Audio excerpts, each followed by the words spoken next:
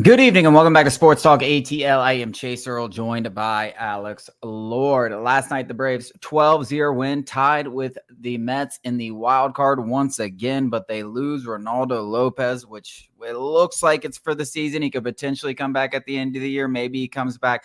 But judging by the fact that he already had forearm tightness, he just came off the IL on August 20th. Now he's dealing with shoulder inflammation. You got a lot invested in this guy past this season. It's hard to imagine that even if the Braves are in it on that last series of the year or in the postseason, maybe later in the postseason, but I don't think they're going to rush him back.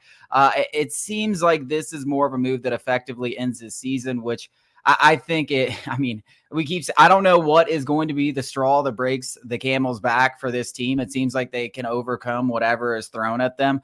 But this was the thing. The pitching staff was the one thing we could hang our hat on, your cowboy hat. We could hang it and say, hey, if we get into the postseason, this is the reason why. And one of the biggest X factors was Reynaldo Lopez in the season he was having, and having a third, fourth guy, whatever you consider him, with Spencer Schwellenbach in the mix now, and having that depth, and that's going to be a huge advantage when you get to a game 3 or 4 against any other team. Now that advantage is seemingly lost. So it seems like even if the Braves get into the postseason, it's really hard to imagine them doing any damage when they get there, given the state of the offense. Largest margin of victory on the season last night, and another pitcher goes down. It feels like every single time the Braves offense decides to remember that they can play baseball, they're also allowed to hit the ball as well. One of our pitcher dies. Literally, one of our pitchers dies every single time the Braves offense goes off.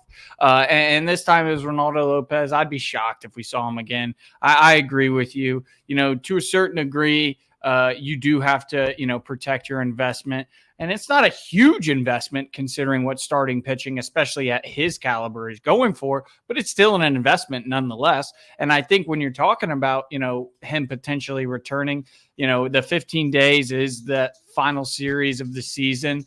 And quite frankly, even if it does mean something, what are you going to do? Throw him out there, right off of the 15-day IL? That's not going to happen. And then what are you going to do? Maybe win the wild card and then throw him, a couple weeks later in the NLDS. That just seems like a lot to ask of a guy who is very clearly, his body is adjusting to becoming a starter again. And quite frankly, I think this is more of an indicator that, maybe his body can't hold up. And obviously this is the first time in a long time that he has been a starter. So maybe he is just still adjusting, and this isn't a sign of things to come. But that's where my mind went. I was like, I don't know if this guy can really, be that kind of guy, for the entirety of the season. Maybe you do that, in the second half of the season or whatever. That's where my mind went, was like, damn, can this guy go over the long haul as a starter? Because he hasn't done it in 4 years, and the first year he's done it, he's running into issues, that are very fatigue related. Yeah, I'm not too surprised that eventually happened. In fact, I'm almost more surprised it didn't happen sooner, and it did kind of happen sooner in the terms of the forearm. But no, I think I'm not too worried about the future of him as a starter. I think this is kind of part of the process that a lot of starting pitchers that are getting stretched back out run into. As long as it's not something, listen, I've talked about this. We saw this with Kyle Wright. I talked about this a lot last year. Shoulder injuries, to me, can sometimes be worse than an elbow injury, which obviously the elbow injury, you tear your UCL, you're out 12 to 18 months. But it's pretty cut and dry, right? The guy usually comes back, and there's not a lot of risk for injuries. It does happen from time to time, as we saw with Spencer today, Strider. UCLs can be, not a blessing in disguise, but more, if you haven't had Tommy John, you're in the minority as a starting pitcher. And with shoulder injuries, they can be career detrimental injuries that never really go away. You saw what they did with Kyle Wright. Kyle Wright was just a bag of baseballs. 2 years ago, Kyle Wright was one of the up-and-coming pitchers. He gets a shoulder injury last year, never can really make it back. They pretty much looked at the x-rays and said, yeah, man, you're done. And they traded him.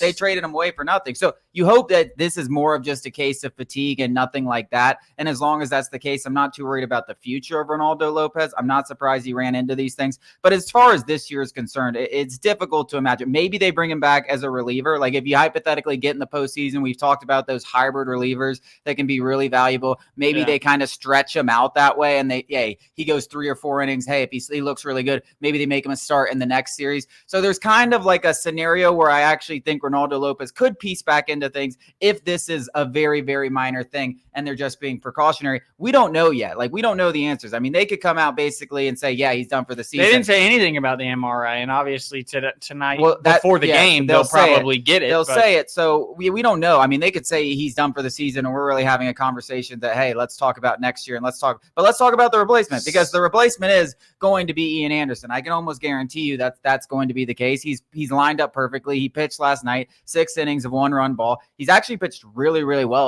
like kind of under the radar. No one's paid attention because we have all these starters. It was never like, oh, we're going to need one. Well, now we need one.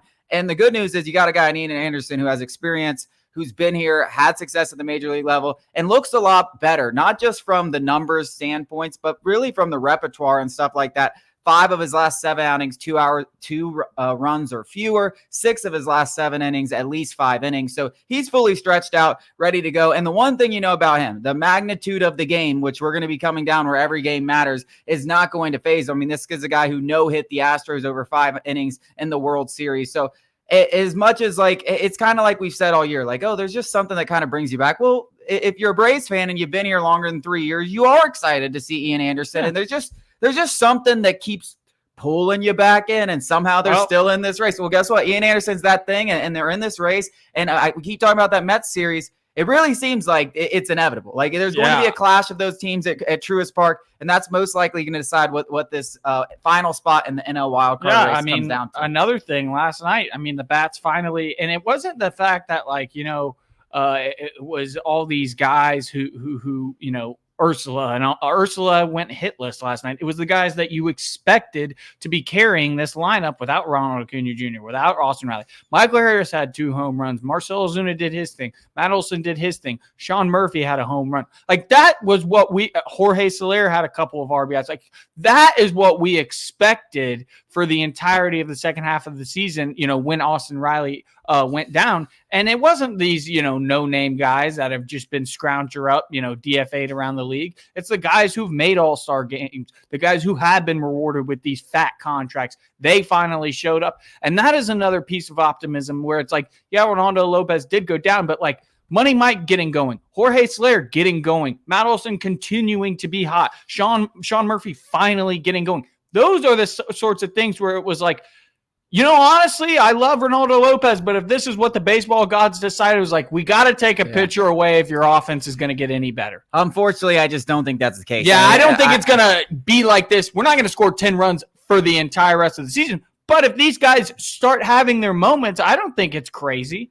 We've done this 15 different times I'm this at the point where it is crazy because, there's just there's been absolutely no consistency. And some of it is that you're just too reliant on our 4 or 5 guys. Like, listen, I said it yesterday. If there's one guy that needs to step up in this lineup, it's Michael Harris, because that's a guy that we talked about before the season. Yeah. I know you have some rust when you come back from injury, but you've now been back a month. And even before. Yeah, I mean, you've had this is a guy who's had a 900 OPS over 100 games. I mean, he was a career 855 OPS coming into the season. Like, that's a guy that you need, especially out of the leadoff spot, to start playing like the all-star that you're capable of. He hits 2 homers. Yes.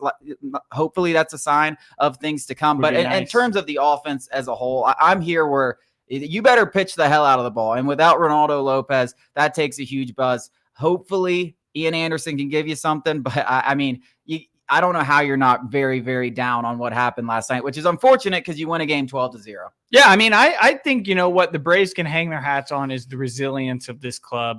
You kind of look at each other and be like, hey guys, we're playing with house money. Nobody expects anything of us.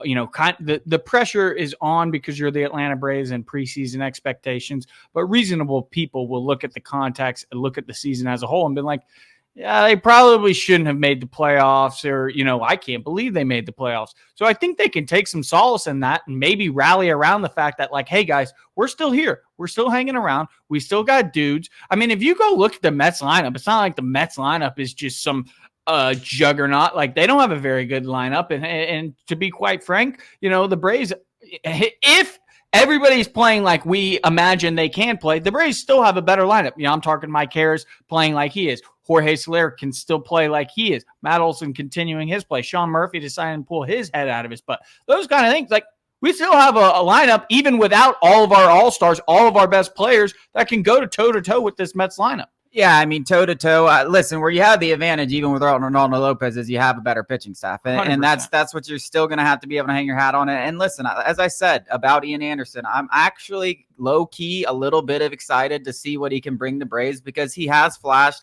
a kind of an improved repertoire. We knew him as a fastball changeup guy. He's thrown a little slider. He's got more horizontal movement, which was a big issue. He was a lot of up and down with not a lot of east and west. Now he's got a little bit of everything. I'm excited to see how this all kind of works together at the top level. And as I said, I mean, he's not going to flinch. You know, the guy's not going to flinch. You're going to need him in a big game. It could be against the Mets. It could be in the postseason. I don't know when it's going to be. That would be lineup Sunday, no?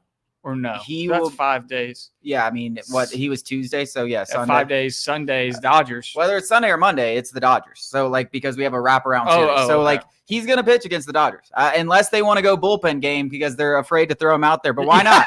But why not? I mean, this guy has pitched in the playoffs against the Dodgers and pitched well. Yeah. Give him opportunity. I mean, listen, he's our best shot, frankly, if you're trying to keep this pitching staff at an elite